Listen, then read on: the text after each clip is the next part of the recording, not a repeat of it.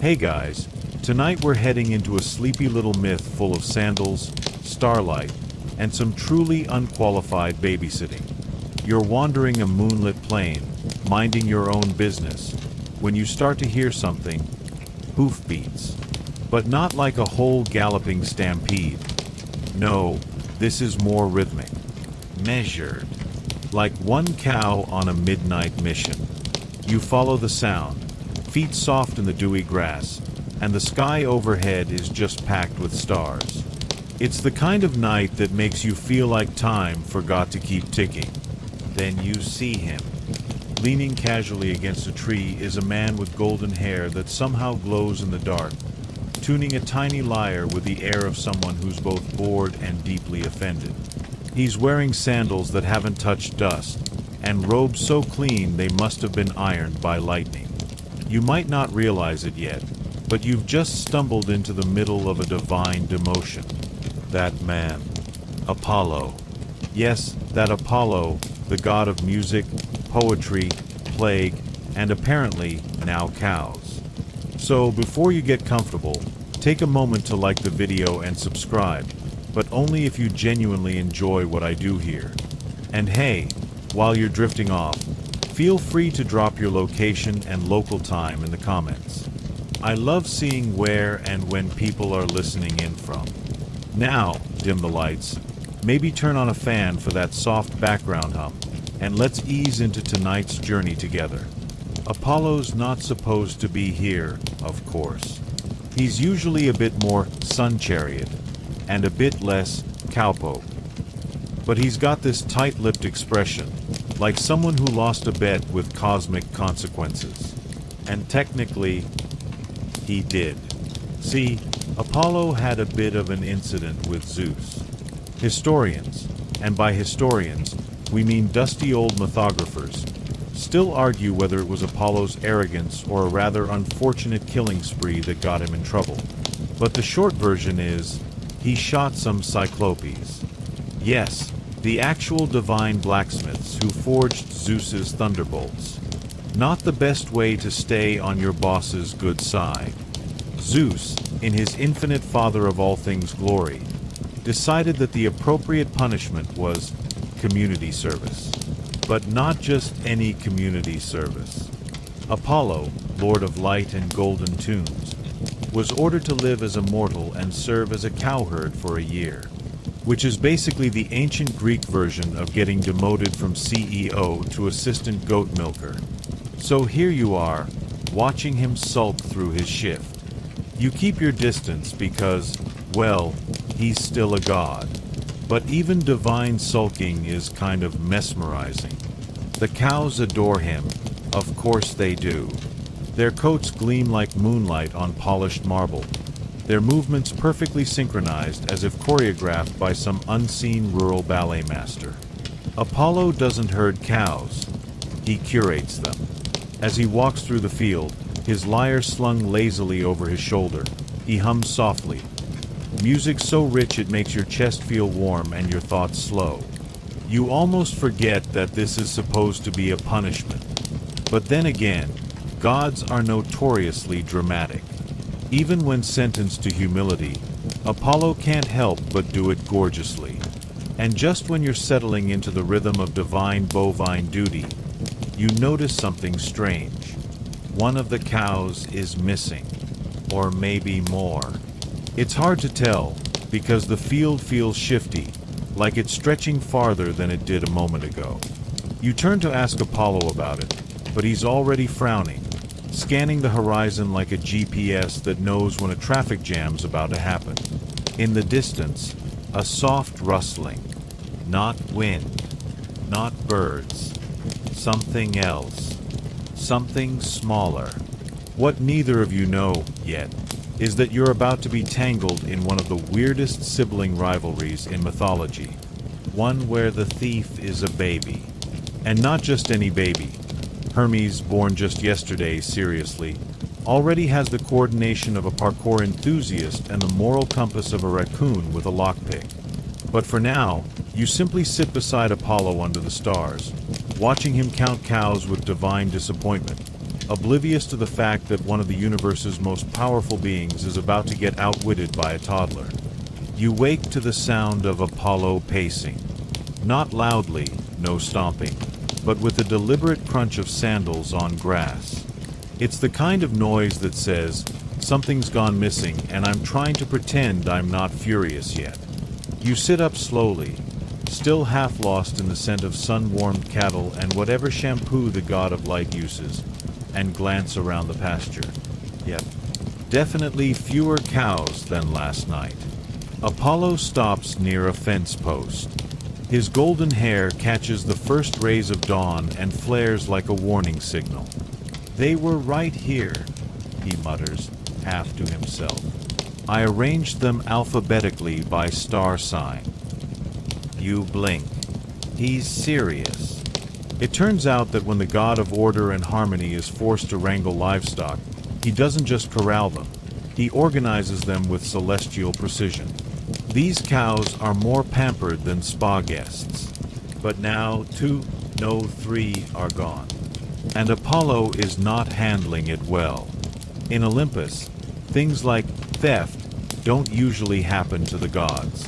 By the gods, sure. Among them, sometimes. But getting pickpocketed like a mortal peasant? That stings. As he stomps through the pasture with a grumpy flourish, you trail behind, scanning the ground for signs. Grass flattened, twigs snapped, nothing. No hoof prints, no scuffle. It's like the cows just vanished. Except, there's something odd near the edge of the clearing. You crouch and squint. A faint line in the dirt.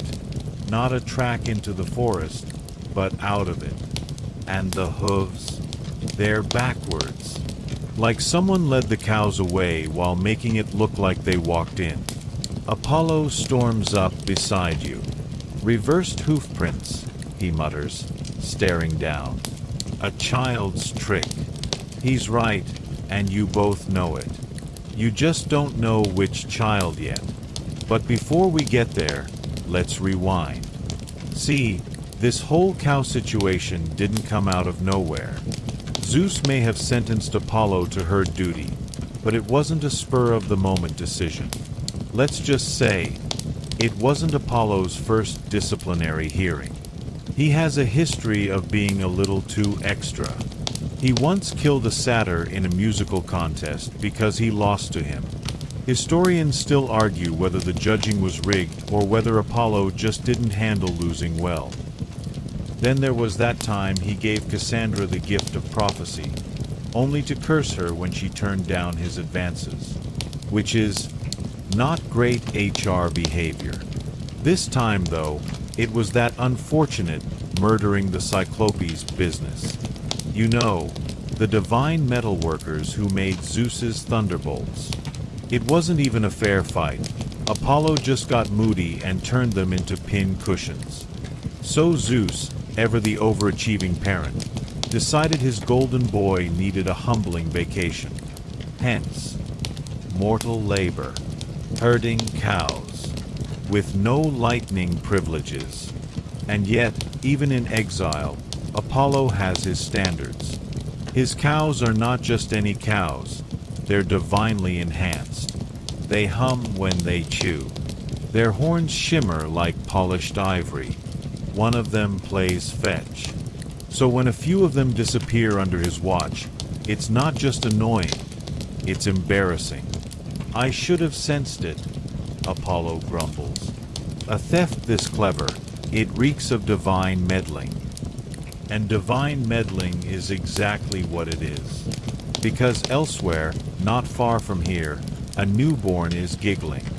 Hermes, god of speed, lies, and casual criminal behavior, has just pulled off his very first heist, and he hasn't even learned how to walk properly. Swaddled in his cradle just yesterday, Hermes decided he was bored with infancy. So he climbed out, toddled into the world, and promptly invented cow theft. But you and Apollo don't know that yet. Right now, you're just following a trail of backwards footprints into the woods, your sandals crunching over pine needles. The birds chirp innocently, like they're pretending they didn't see anything. Apollo's glowing slightly now, not in a helpful flashlight way, more like a simmering rage boil. You try not to walk too close to his aura. Suddenly, he stops. "There," he says, pointing. "A cow patty. Still warm." Another few steps, and you find tufts of fur caught on a low-hanging branch. More reversed tracks. Then silence. You wait. Then Apollo kneels, touches the ground gently, and closes his eyes. A faint vibration hums through the earth, an old trick of his, tracing sound waves that haven't happened yet. He's listening for cosmic echoes. When he opens his eyes, they're narrowed. "It's a god," he says. "A young one." You raise an eyebrow. "How young?" Apollo scowls. "Barely 2 sunsets old."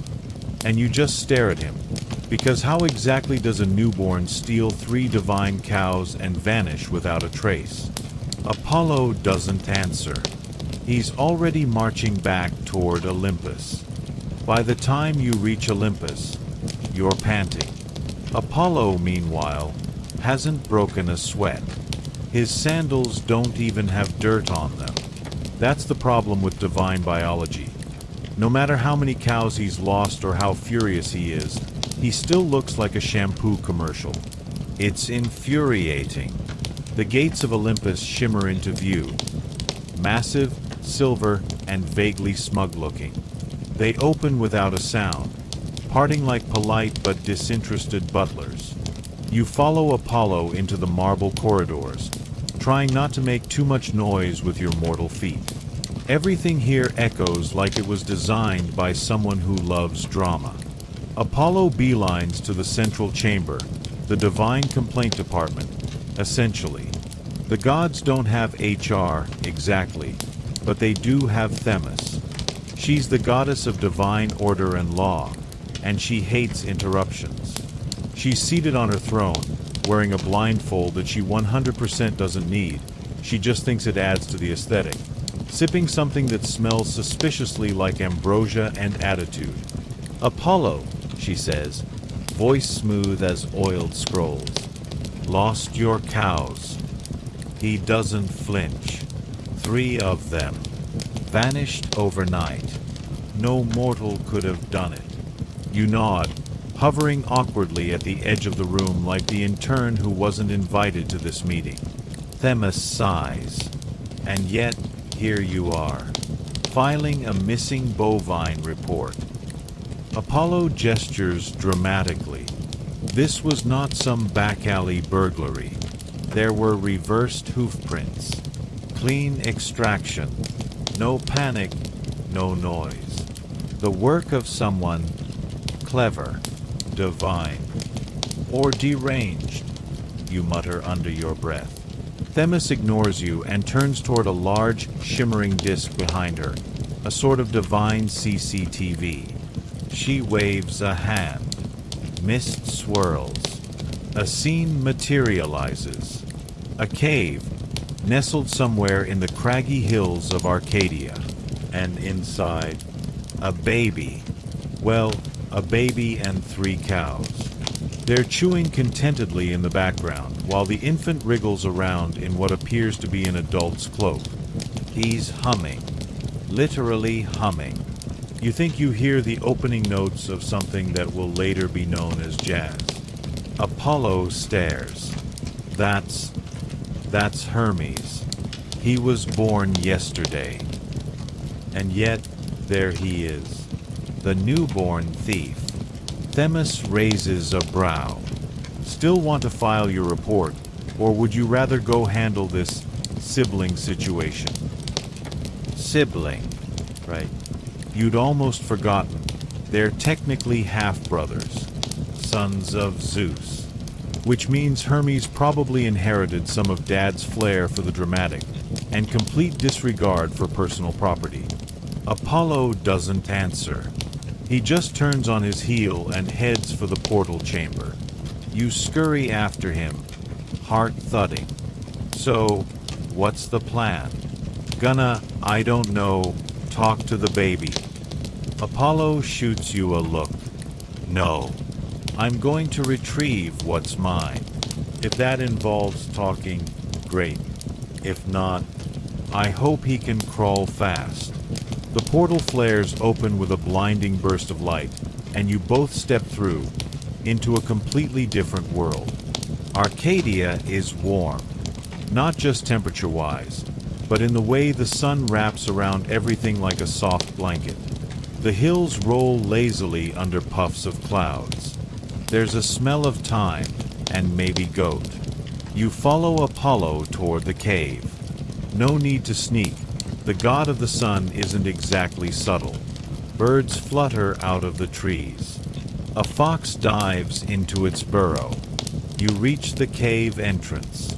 Hermes is there, wrapped in his mother Maya's shawl, playing innocent so hard it's practically performance art. He's lying in a makeshift cradle of moss, eyes big and watery, thumb in his mouth. You're almost impressed. Almost. Apollo steps forward. Give them back. Hermes blinks. Then he gurgles. Not a cry. Not a giggle. A perfectly measured, mathematically timed gurgle. Like he's mocking you in Morse code. Apollo's jaw tightens. I'm not in the mood for games, he warns. Hermes shrugs. Like he's a middle manager caught with office supplies. Then, just as Apollo raises his hand, Hermes lifts a strange contraption. It's a turtle shell, with strings stretched across it. A baby harp, and then he plucks it. The sound that follows is gorgeous. Gentle, melodic, somehow echoing with stars and ancient rivers. Your eyelids droop before you realize what's happening. Apollo stares, thunderstruck. Is that music? Hermes plucks another note, then another. A full tune begins to blossom from the tiny instrument. It shouldn't be possible, but here it is, the world's first lyre, built by a literal infant from discarded animal bits and divine boredom. You don't even know when you sat down. The music does that. Makes your legs go soft, your brain floaty. For a second, you forget about cows entirely. Even Apollo seems stunned. Then Hermes stops. Silence rushes back in. Apollo blinks. You invented that? Hermes nods. Smirks, really. Apollo exhales. Slowly. The sun dims a little. Less rage, more wonder now. That's actually incredible. You glance at him. So, are we still mad about the cows? Apollo thinks. Yes, but I'm willing to negotiate. Historians still argue whether this moment marks the true birth of music, or if Hermes merely formalized sounds humans were already experimenting with. What's clear is that the god of trickery just played the god of light like a fiddle, literally. And somehow, Apollo's okay with it. For now. Hermes, you now realize, is not just clever, he's diabolically adorable. There he sits, all wide-eyed and cherub-cheeked, his tiny fingers still resting lightly on the strings of his lyre, looking like he just won a talent show he made up 5 minutes ago. Apollo stares at him, the way someone might stare at a squirrel who just recited Shakespeare. There's disbelief, yes, but also a strange, reluctant respect. He kneels, slowly, not out of reverence. Gods don't really do reverence, but to be at eye level. That's impressive, he admits. Hermes coos in reply, entirely on brand. You sidle closer, your curiosity outweighing your instinct for self-preservation. So, are we bartering now? One groundbreaking instrument for 3 stolen cows. Apollo sighs. I don't want to encourage this behavior. But you can tell he's considering it. Because this is Olympus, and nothing has ever been resolved through simple scolding. Divine politics is all about dramatic exchanges. Hermes makes his pitch with a series of expertly timed gurgles, baby blinks, and more lyre plucking. The message is clear. This shiny toy is yours if you just let the cow thing go. And then he throws in a bonus. He gestures toward the back of the cave. You lean forward. There, nestled beneath a blanket of reeds and half-eaten pomegranates, are the cows. All three of them. Alive, surprisingly relaxed, and chewing cud like they didn't just star in a divine heist. Apollo raises an eyebrow. You had them here the whole time? Hermes doesn't answer. He just starts playing again, a lullaby this time. Soft, rolling, the kind of melody that makes your shoulders slump and your breath slow. Apollo listens.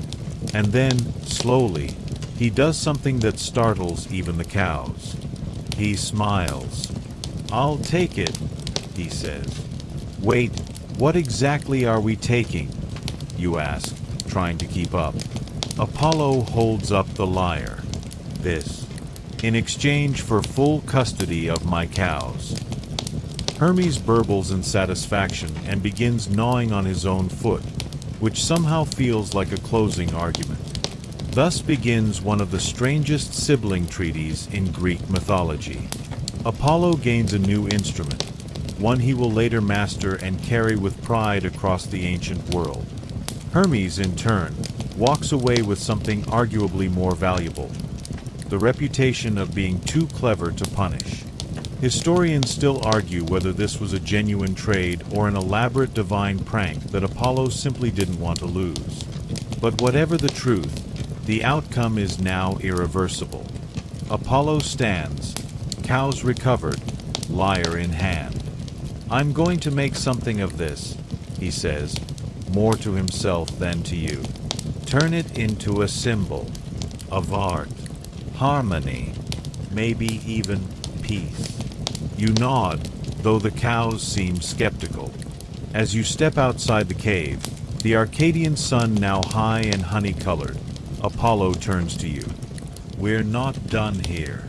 Your heart drops. We're not. No.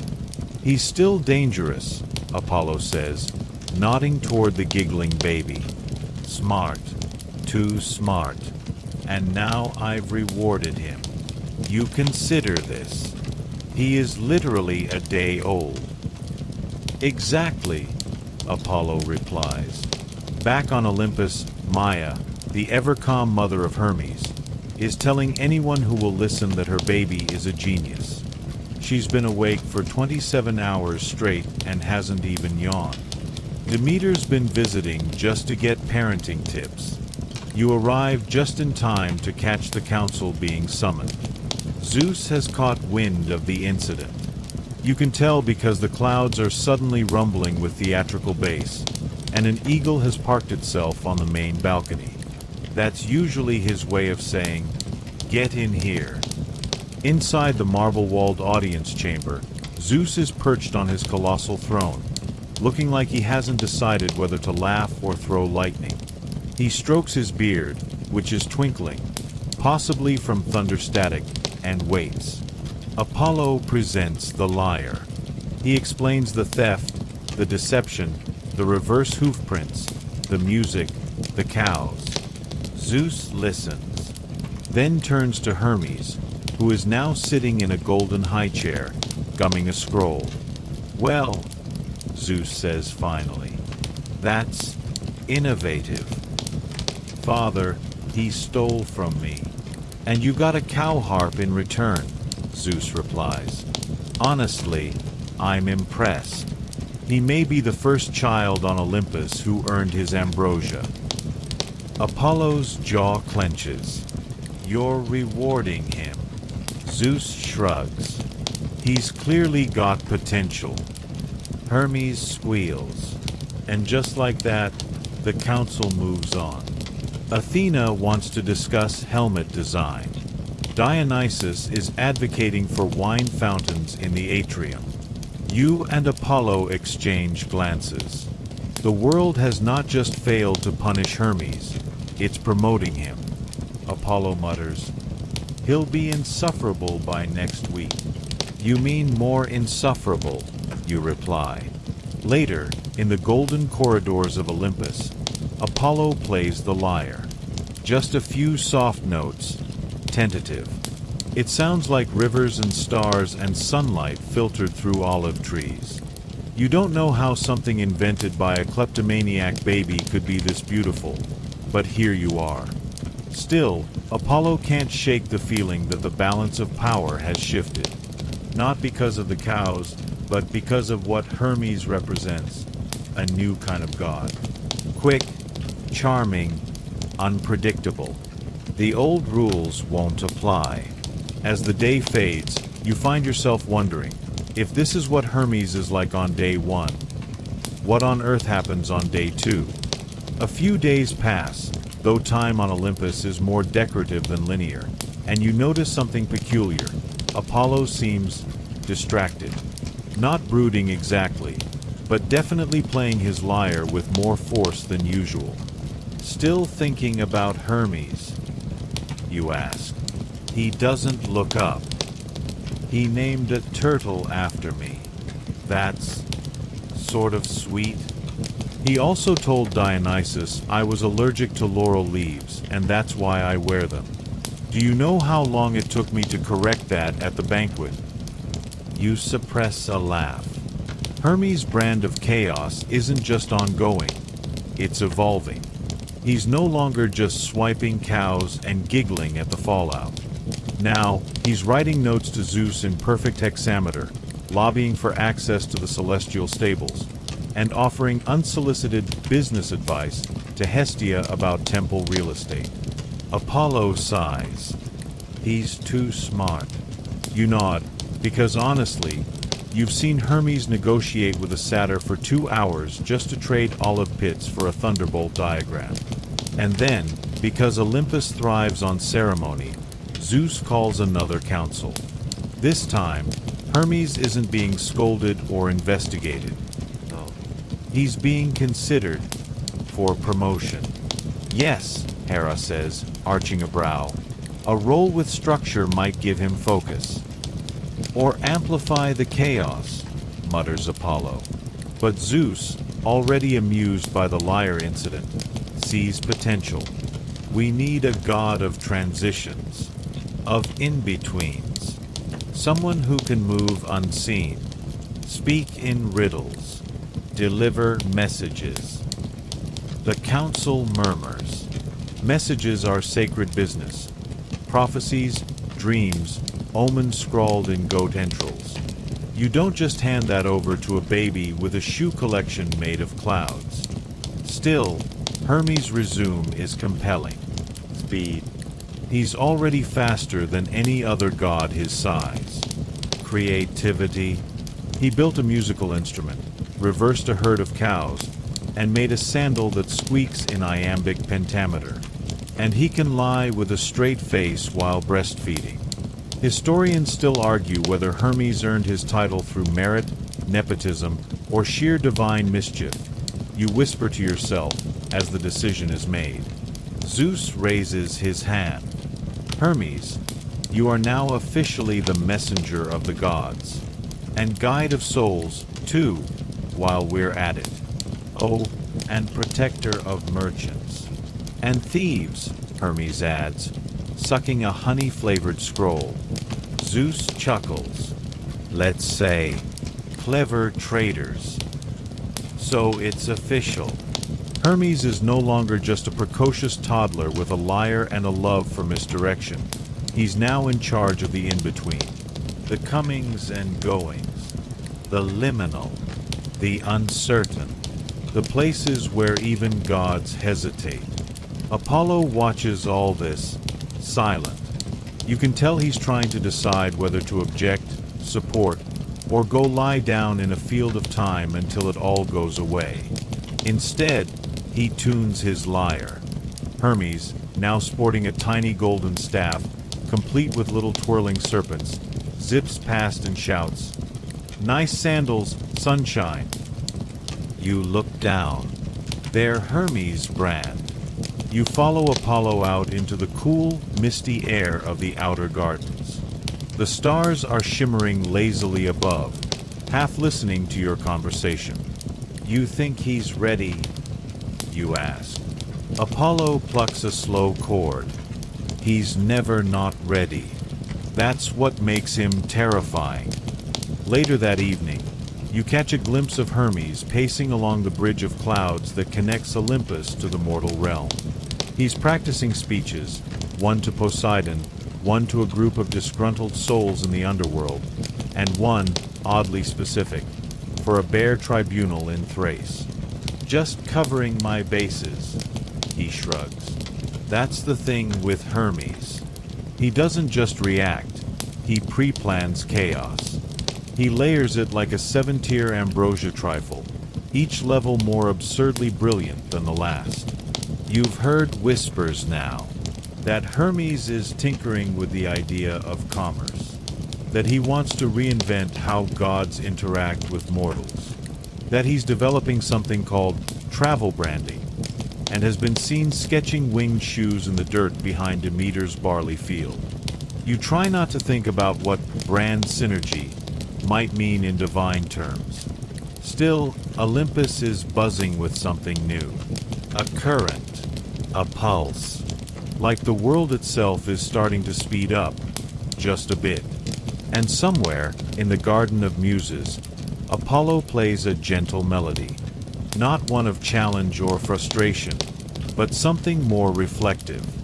A piece about change, about newness, about the discomfort of being eclipsed, just a little, by a god who smiles like he knows all the punchlines to jokes you haven't heard yet.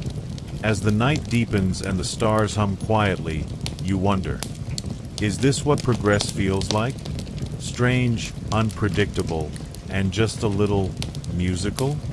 Morning on Olympus arrives not with a sunbeam, but with a trumpet made of eagle feathers and misplaced dignity, Zeus's latest invention.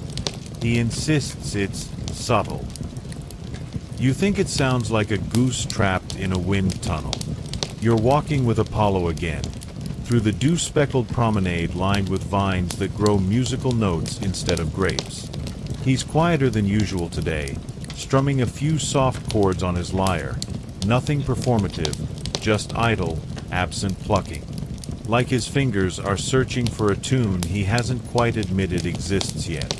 Hermes, meanwhile, is settling in beautifully to his new role. And by settling in, you mean disrupting every divine routine he touches. In just 2 days, he's already rerouted the river of dreams to flow diagonally. More efficient dream delivery, he insists. Started holding informal office hours in the foyer of Hades' palace, and sent an unsolicited redesign plan for Artemis's moon chariot. She declined with an arrow that pinned the scroll to a tree at eye level. "Oh," Hermes had said. Feedback received. Historians still argue whether Hermes' immediate boldness was a sign of godlike confidence, or the recklessness of someone too young to grasp the full weight of cosmic balance. He doesn't just communicate, he broadcasts, loudly, often in multiple languages at once. He sent the same message to Ares 3 times, each time in a different dialect of ancient squirrel. "Diplomacy," he explains. "I'm testing for tone. But there's another wrinkle now, one you didn't expect." Hermes, curious, flippant, maddening Hermes, has started hanging around Apollo. At first, Apollo pretends not to notice. But Hermes is persistent. He asks questions, really annoying ones. What's it like to be the god of reason? Do you ever wish your songs had punchlines? Why is prophecy so stiff? And more pointedly, do you ever get tired of being right all the time? Apollo, to his credit, doesn't smite him. He just raises one perfect eyebrow and continues playing a 7-part ode to seasonal change, as if Hermes were a mild breeze instead of a storm brewing in sandal form. Then, something truly strange happens. Hermes brings Apollo a gift. It's a flute, handmade, carved from elderwood and polished with lunar resin. It smells like lavender and chaos. It shouldn't sound good, it barely has proper holes, but when Apollo raises it to his lips and blows a note, the air ripples. The flowers bloom in harmony. "You made this?" he asks, suspicious. Hermes shrugs. "More like it made me make it." That night, Apollo doesn't play his lyre. He sits alone by the reflecting pool and plays the flute instead. Softly, tentatively, like he's trying on new shoes. You sit beside him, not speaking, just listening. And you wonder, is this rivalry turning into a mentorship? Or something stranger? See, Olympians don't typically learn from one another. They're born into their niches, fully formed and deeply opinionated. But Hermes, slippery trickster that he is, might be weaving something subtler than even the fates can follow. Historians debate whether Hermes sought Apollo's approval, or simply liked poking the most polished apple in the basket. Either way, the dynamic is shifting. Apollo isn't just watching Hermes now. He's responding. He's experimenting with new melodies, building jokes into his prophecies, and once, he even laughed at one of Hermes' terrible puns about solar flares and divine hotness. It was a soft laugh, but it was real. And Olympus notices. Artemis raises an eyebrow when she sees Apollo sketching flute scales in the margins of his sun charts. Dionysus tries to recruit Hermes for his traveling theater.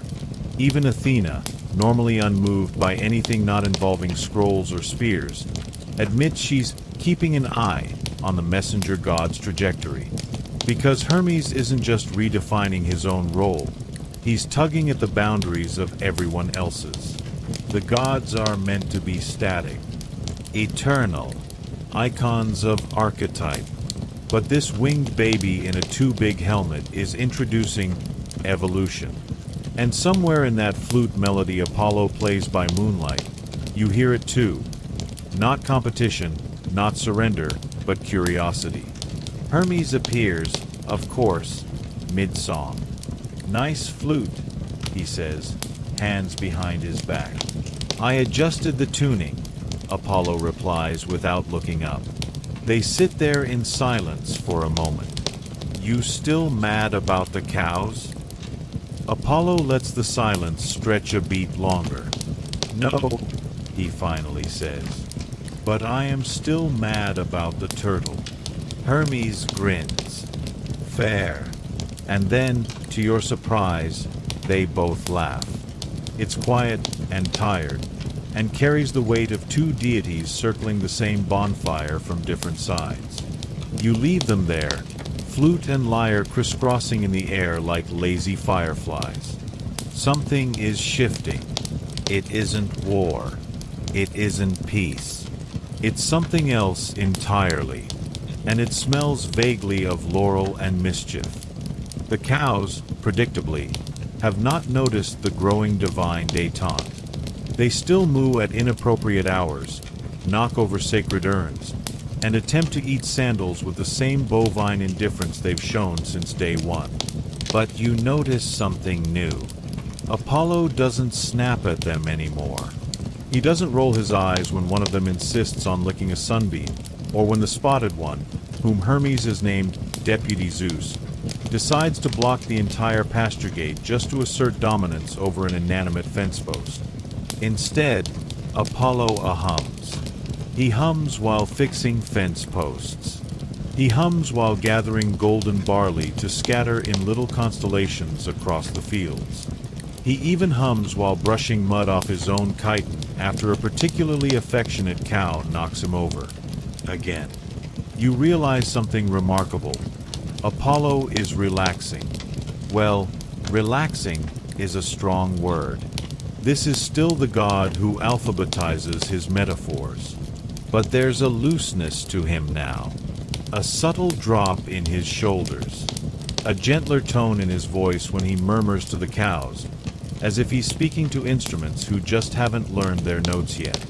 And when Hermes drops in, which he does, frequently, without warning or invitation, Apollo no longer bristles. He just gives him that half-lidded look that says, "Please do not monologue before breakfast." One morning, Hermes brings another surprise. Scrolls. Ancient ones. Fragile parchment wrapped in ribbon made of whisper and brag. He lays them on the sun-warmed stone like precious treasure. "What's this?" you ask. "Pastoral records," he grins. "The original divine cow-handling manual. Zeus had them buried behind the palace. Probably forgot they existed." Historians still debate whether these records were genuinely lost, or whether Hermes simply conjured them into existence for the aesthetic. You watch as Apollo unfurls the first scroll, eyes narrowing. Who in Hades thought cows could be herded using astronomical charts? Hermes grins wider. "Apparently, you." The scrolls, it turns out, are unhelpful. They suggest things like align cow movement with the spring equinox for optimal docility, or recite ode to the 7 winds before milking. One diagram features a cow wearing laurels, surrounded by astrological symbols and what might be a harp made of moss. "These were written by a poet with no livestock experience," Apollo mutters. You both stare at the section labeled Choral Grazing Rhythms for Divine Efficiency. And yet, there's something oddly sweet about it. Apollo doesn't burn the scrolls. He stacks them neatly, files them next to his sun cycle charts. "I suppose there's poetry in failure too," he murmurs. That evening, the gods gather for a festival. Not one of the usual ones. No grapes or thrones or mandatory gold accents. Just a casual half-planned gathering around a fire pit Dionysus insists is made of fermented pine cones. Someone brings lyres. Artemis provides moonlight. Demeter supplies olives and bread and something she calls ambrosia hummus, which tastes suspiciously like garlic. And Apollo plays. But not his usual grand, soaring hymns.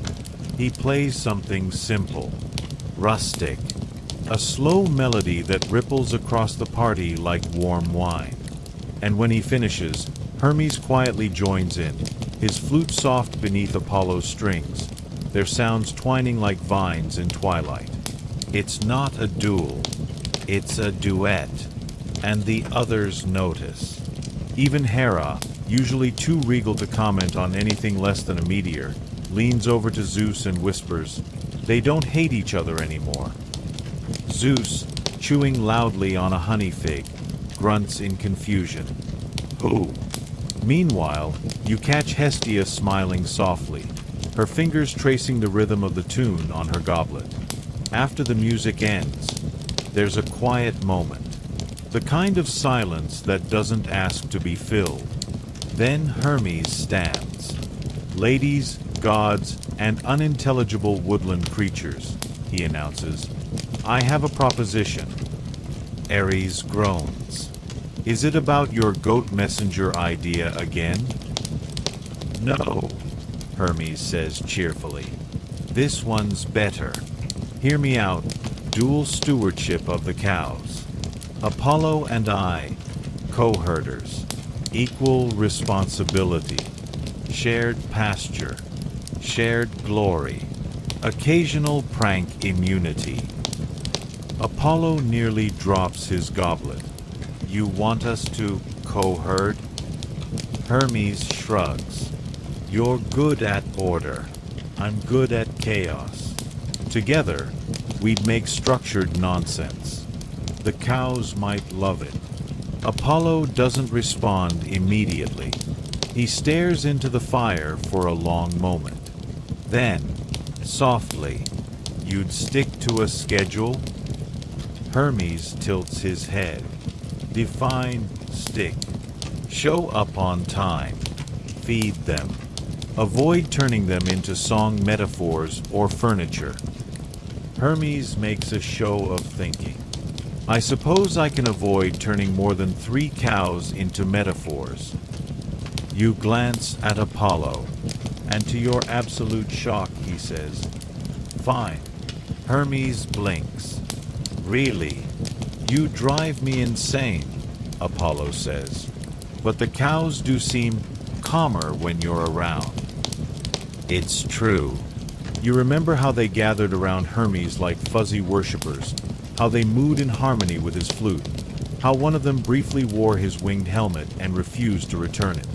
Maybe chaos has its place in the pasture, too.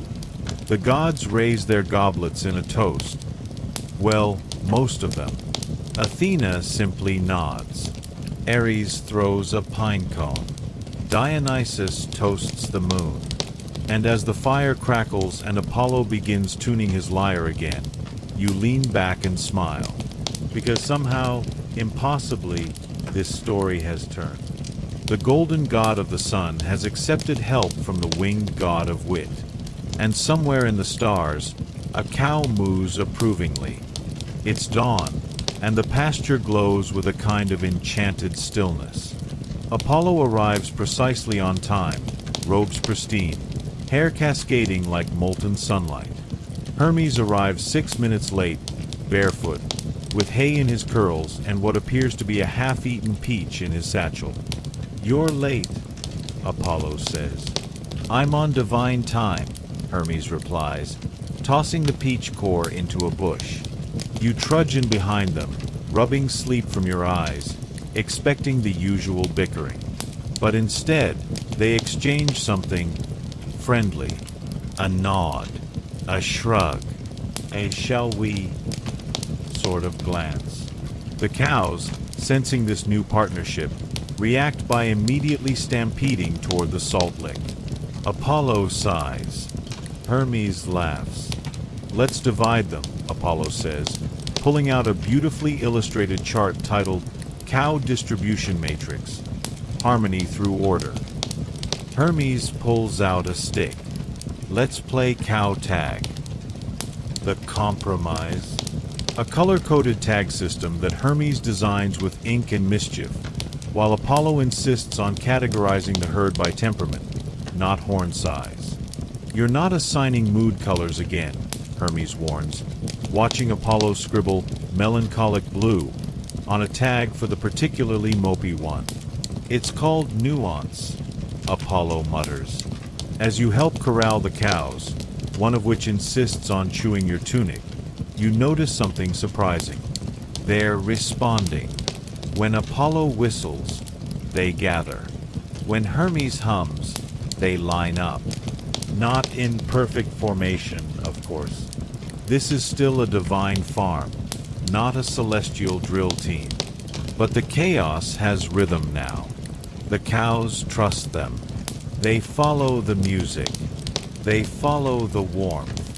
Historians still argue whether this unlikely harmony was a result of divine intervention, sheer stubbornness, or the fact that cows, when sufficiently coddled, will do just about anything for honey-soaked oats. Even the sacred ones. At noon, they rest. Hermes sprawls on a boulder, sketching cow caricatures in the dirt. Apollo sits cross-legged in the grass, composing a sonnet to the soft ungulates of patience. You sit beside them, fanning yourself with a leaf and trying to avoid eye contact with a particularly flirty goat. Then Hermes pipes up. "You know," he says, "we should name this operation."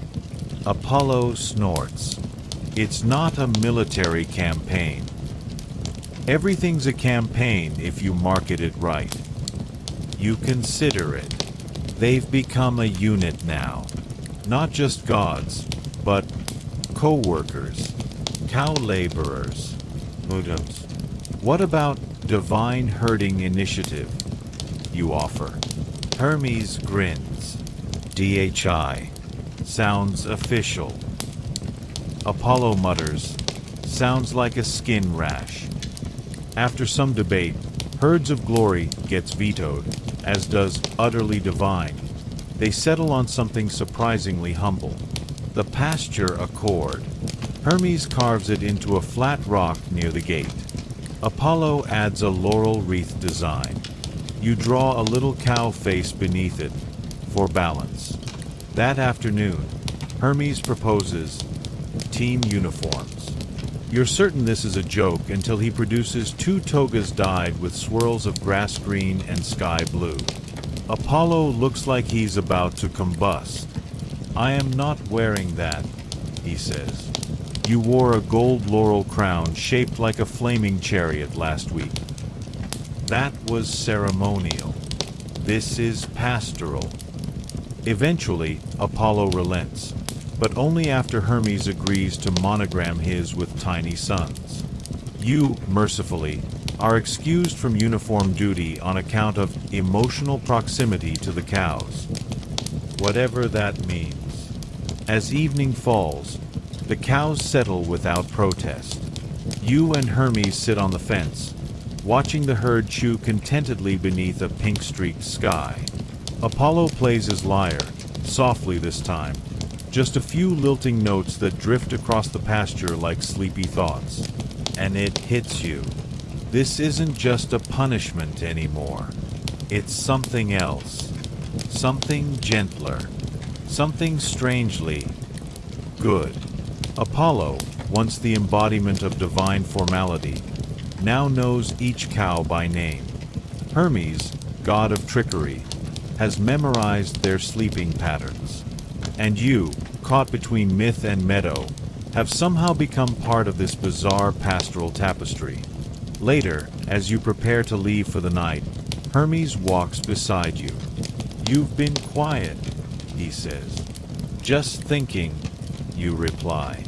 About how this all started. Ah yes. Theft, fury, a broken lyre string, and approximately 3 gallons of spilled ambrosia. And now, he shrugs, grinning. Now we're herders. And maybe, just maybe, friends. You're about to respond when a loud moo cuts through the twilight. It's Deputy Zeus. He's gotten his head stuck in the grain bucket again. Hermes jogs over, laughing. Apollo groans but follows, already muttering about divine incompetence in round containers. You watch them work together, one teasing, the other instructing, both surprisingly patient, and smile. The cows aren't perfect, neither are their gods. But somehow, on this odd little field at the edge of Olympus, things are beginning to make a strange kind of sense. And for once, no one's threatening lightning bolts or turning anyone into a tree. Progress. Morning spills over the pasture like warm honey, and you wake to the gentle clatter of hooves on stone. The cows are restless today, perhaps sensing a change in the air, or maybe just hungry, which, let's be honest, is the prime motivator for most bovine decision-making. Apollo is already up, polishing his lyre with the kind of care usually reserved for ancient relics or fragile egos. Hermes lounges nearby, fiddling with a rather dubious contraption that looks suspiciously like a cow-sized slingshot. You watch as Apollo begins tuning the strings, the notes twinkling like sunbeams caught in spiderwebs. The contrast between his serene focus and Hermes' chaotic energy could not be more stark. It's a dance, really, the god of order and the god of mischief, locked in a gentle ballet of cooperation and friendly sabotage. Today's task, however, is less about music and more about innovation. Hermes, ever the inventor, insists they need new tools for herding. You raise an eyebrow when he unveils what he calls the automated pasture whistler, a horn device rigged with gears and feathers that promises to mimic the perfect cow call. The problem is, it sounds more like a duck sneezing through a trumpet. Trust me, Hermes says, eyes sparkling with mischief. The cows will love it. Apollo, understandably skeptical, cross-examines the device with a poetic eye. It's unique, though I worry it may summon geese instead. You find yourself caught between amusement and concern as the device is set loose in the field. The cows respond with a mixture of curiosity and mild terror, scattering briefly before settling into a confused cluster. Deputy Zeus, naturally, attempts to mount it. Historians still argue whether Hermes' inventions genuinely improved pastoral efficiency or merely entertained the gods at the cow's expense. As the day wears on, you notice something else. The subtle way Apollo's tone shifts when addressing the herd. Gone is the formal, almost imperial command. Instead, his voice carries a softer, more personal cadence, like a lullaby whispered beneath a summer breeze. You can almost hear the patience in his voice, you muse. Like he's not just speaking to cows, but trying to coax a tune out of silence. Hermes grins, twirling a strand of grass, or trying to get them to stop eating my sandals. The afternoon brings unexpected visitors, a troop of satyrs, curious about the pastoral experiment. They offer advice, mostly involving wine and dancing, and insist on joining the herd watch. You're not sure how well satyrs fit into this divine agricultural project, but their laughter echoes across the fields, adding an odd but welcome soundtrack. By dusk, the pasture hums with a peaceful rhythm. Apollo's melodies intertwine with the soft whistles of Hermes' inventions and the gentle rustling of leaves. You feel yourself relaxing into this strange new world, where gods become herders, and herders become a kind of family. As night falls, you gaze up at the stars, wondering if any of this will be remembered beyond the fields of Olympus. Perhaps you think some stories are meant to be lived quietly, like a soft song fading into sleep. The soft morning haze clings to the pasture as you trudge out again, the smell of dew and wildflowers thick in the air. Today, there's a new challenge. The cows have taken to wandering farther than usual, and the ancient stone fences don't seem to hold their interest. Apollo is standing at the edge of the field, arms crossed, looking every bit the frustrated sun god, while Hermes is already busy sketching a plan in the dirt with a stick, something involving nets, ropes, and an improbable number of feathers. You can almost hear Apollo's thoughts, "This is not what I signed up for." And Hermes grinning, probably thinking, "Where's the fun without a little chaos?" The debate begins. Should they reinforce the fences with magical wards, or invent some sort of divine cow call gadget that would lure the herd back? Hermes suggests a siren of the meadows, a horn that plays soothing tunes, but Apollo isn't sold. Historians still argue whether these divine livestock management experiments influenced early pastoral techniques among mortals, or if they were just celestial daydreams.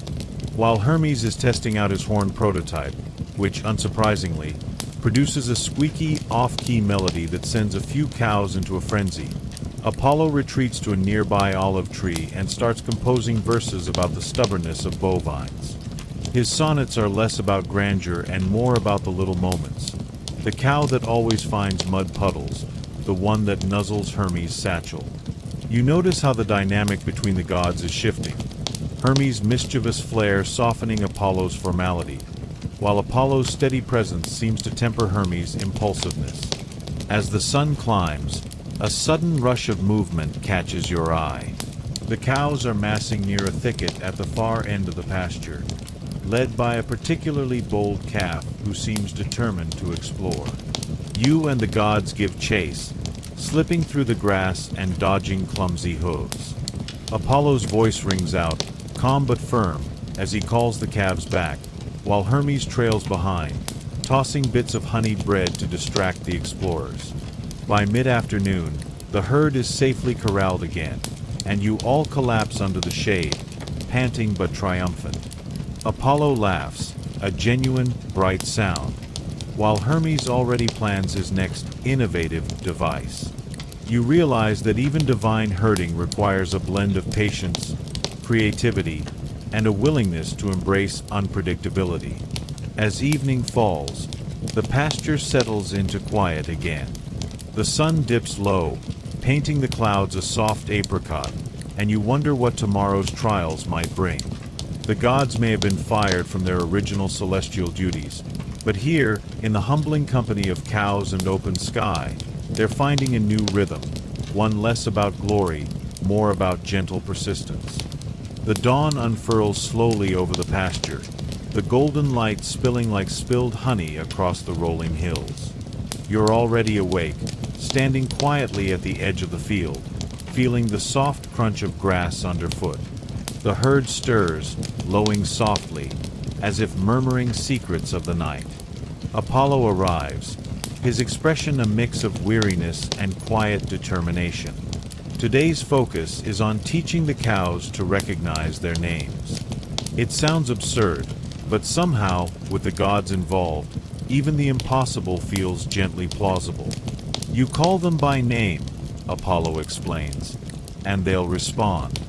Or at least, that's the hope. Hermes, meanwhile, is experimenting with a little bell, tied to a vine, which he dangles in front of the herd like a mischievous toddler.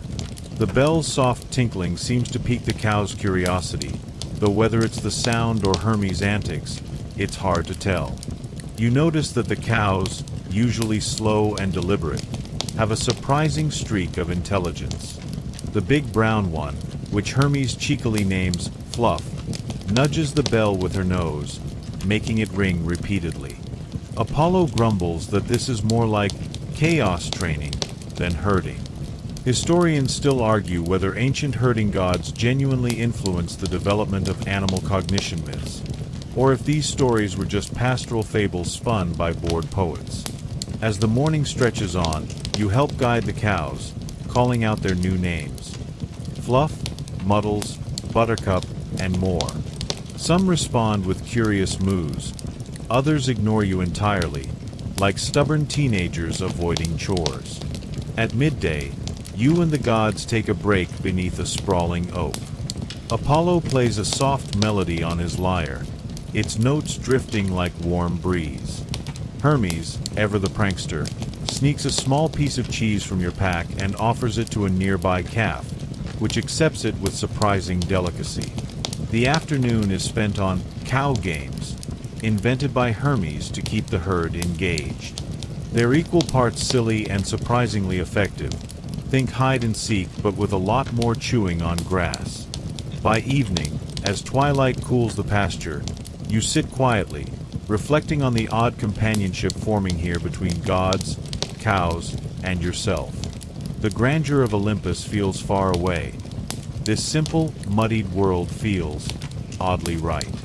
You wonder if the gods miss their thrones, or if this peaceful chaos suits them better.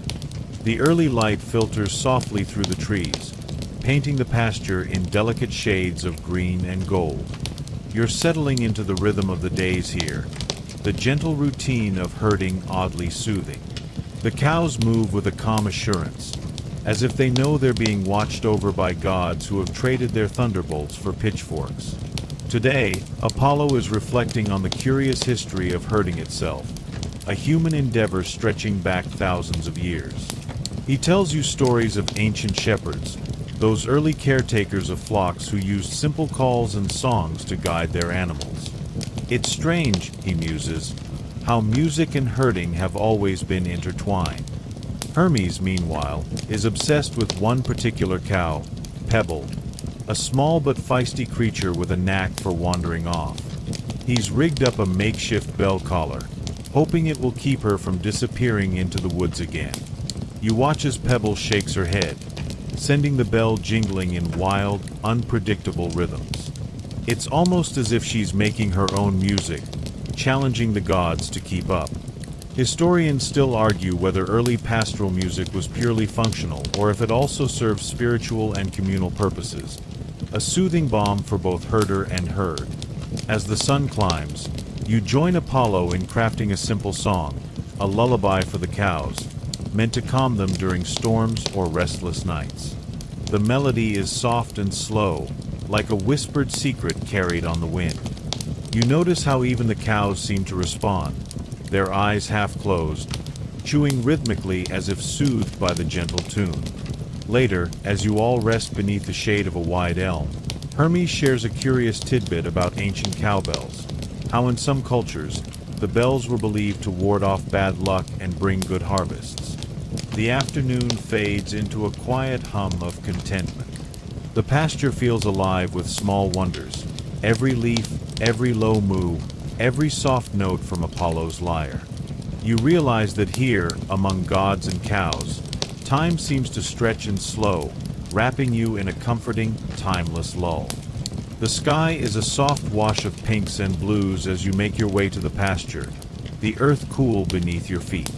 The morning smells of fresh grass and something faintly sweet, perhaps the early bloom of wildflowers or the lingering scent of dew.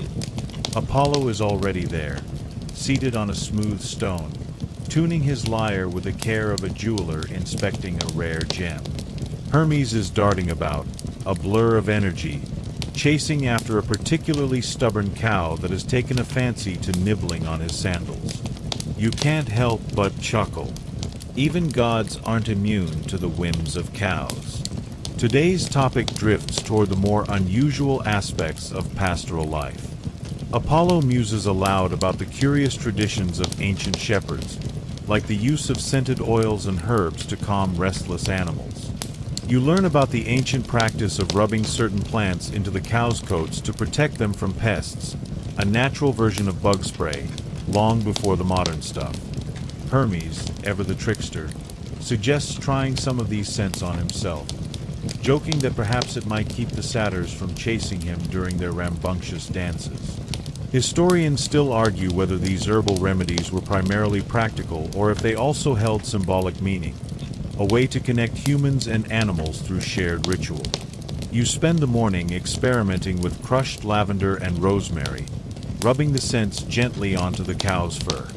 The animals seem to enjoy it, flicking their tails and mooing softly, as if approving your efforts. Midday brings a surprise visitor, a wandering minstrel who shares a gentle song about the relationship between humans and their flocks. His tune is simple but haunting, weaving tales of ancient herders who sang to their animals through storms and long, lonely nights. You and the gods listen quietly, the melody a perfect accompaniment to the soft rustle of the wind and the distant lowing of the herd. As the sun dips lower, you reflect on how even the smallest details of pastoral life are steeped in history and care. It's a world that moves slowly, deliberately, where every action has meaning and every moment is shared.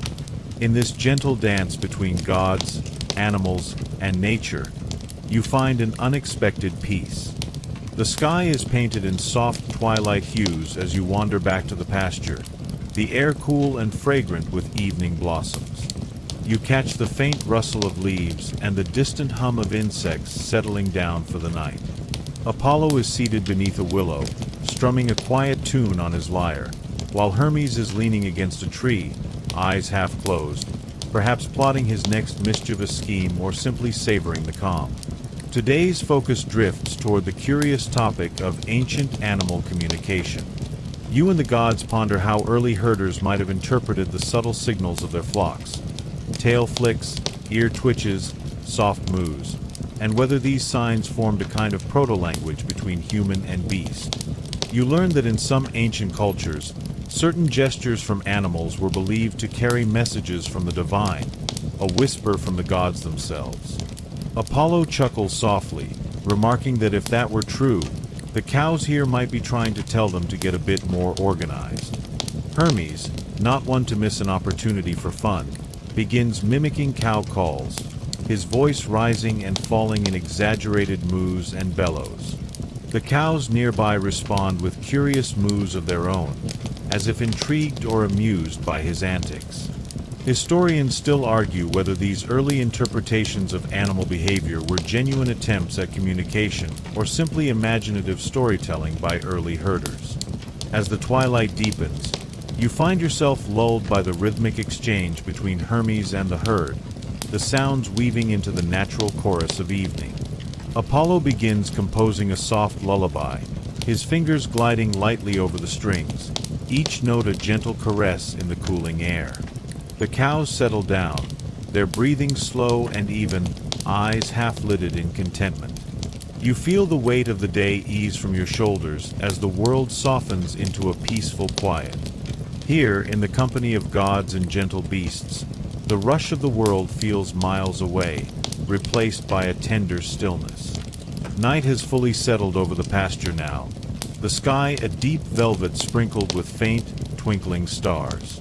The air is cool and still, filled with the gentle symphony of crickets and the distant hoot of an owl. You settle down on a soft patch of grass, feeling the earth steady beneath you, the quiet wrapping around like a warm blanket. Apollo sits beside you, his lyre resting gently on his lap, fingers tracing absent-minded patterns on the strings. Hermes lies stretched out nearby, one arm behind his head, eyes reflecting the starlight, lost somewhere between mischief and dreams. The herd is quiet now, cows nestled in the tall grass, breathing slow and even, the soft rustling of their coats blending with the night sounds. You watch the steady rise and fall of their sides, feeling a calmness settle deep inside you. You think back on the strange, gentle journey that brought you here, from divine missteps to tender melodies, from mischievous bells to the curious intelligence of cows. This odd patch of pasture, shared with gods and beasts, has become a world apart, a soft pause in the clamor of existence. Historians still argue about the true role of herding gods in ancient myths, whether they were merely symbolic figures or reflections of real pastoral life. But right now, none of that matters. What matters is the quiet peace that fills the air, the soft connections between creature and caretaker, between the mortal and the divine. You close your eyes, letting the cool night seep into your skin, the gentle sounds lulling you toward rest. You imagine the next day's slow rhythms, the soft light on grass, the gentle calls and music. And as sleep begins to pull you under, you feel a quiet gratitude for this strange, beautiful story, for the gods who dared to tend cows, and for the soft hum of the world at peace. Slowly, your breathing deepens, each inhale a gentle wave, each exhale a soft retreat. The stars outside your window twinkle quietly, their light distant but steady. Let your mind drift through fields of green, beneath ancient skies, where music and nature intertwine in calm harmony. There is no hurry here, no loud noises or sharp edges, just the tender unfolding of night, the gentle pulse of life slowing to rest. Carry this quiet with you as you drift deeper, the soft sounds of gods and cows mingling with your dreams. Now, as the night wraps around you like a velvet shawl, know that you are safe, you are calm, and you are ready for peaceful sleep. Good night.